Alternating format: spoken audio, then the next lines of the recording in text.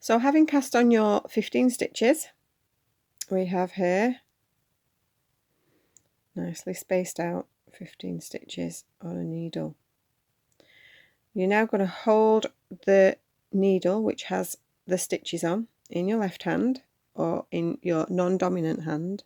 If you are left-handed, then hopefully we have discussed this and talked about ways that we can work around it. But for now, you have a needle with stitches on in your left hand, and the needle that you're going to put the stitches onto as you work them in your dominant hand. In my case, my right hand. So here we have your first loop on your needle. We don't want these loops too tight, we don't want them too loose. We want to be able to get our needles in there relatively comfortably. You can pull it a bit loose if you want. The beauty of this cast on and these stitches is that these loops will all get bigger as you work along the stitches. Okay, I will show you as we go along what I mean. Alright, so get your needle, put it into the stitch at the front. You're going in the front of the stitch and coming through and behind the needle that your stitch is on. Okay. Right. Now we're going to go and wrap the yarn which is coming from your ball. We're going to wrap it around this needle at the back. Okay. We're going to wrap it in this direction so that you can pull it between the needles. Okay. Then you use this needle at the back, the needle that is in your right hand, and you're going to use the tip of the needle to help to guide the yarn that you've just put around through the loop that is on your needle. Okay, you should be able to see it popping through there now. Okay, and then you use the needle again to guide the stitch off the needle. It's one stitch created. Now you see how this yarn has got, this piece of yarn has grown here. We're not to worry about that, because that is going to make it easier now for you to work this loop that's on your needle loose so that you can put your needle back in again. So you're going to go in from the front towards the back behind the needle that is in your left hand.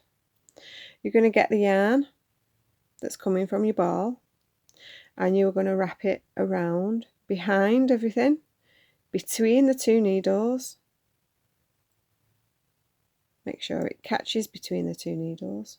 Use the point of this needle, point of your right needle, to guide the loop, catch the loop, push the needle through, and then use the whole thing to slide that loop off the left needle.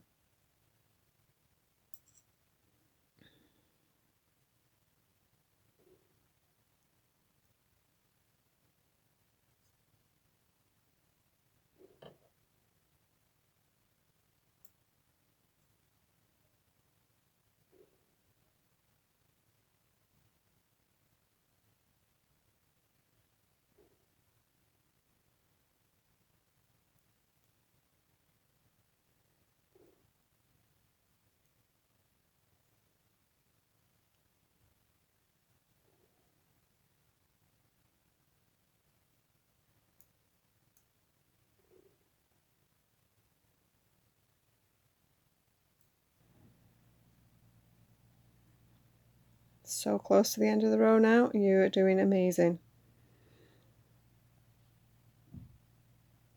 Do let me know how many times it took you to get through the video.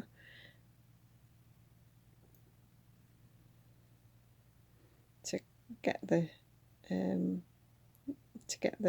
row right. I would really love your feedback on how you have found this first row to go. So last stitch then, we go into the loop from the front to the back,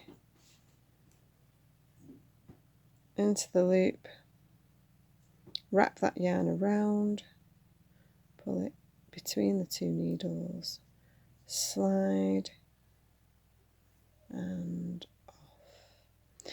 Well done, that's the end of your first row. So we're now going to pull this tighter. This is the time, if you've not already cut that end off, this end, extra long end from your slip knot. This is the time to cut it off.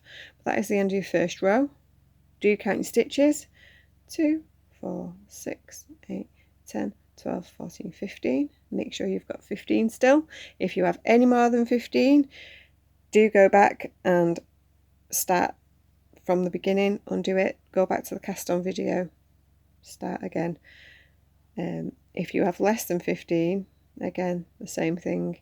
If you can see where you've dropped the stitch, then it will help you to know for the next time you do it.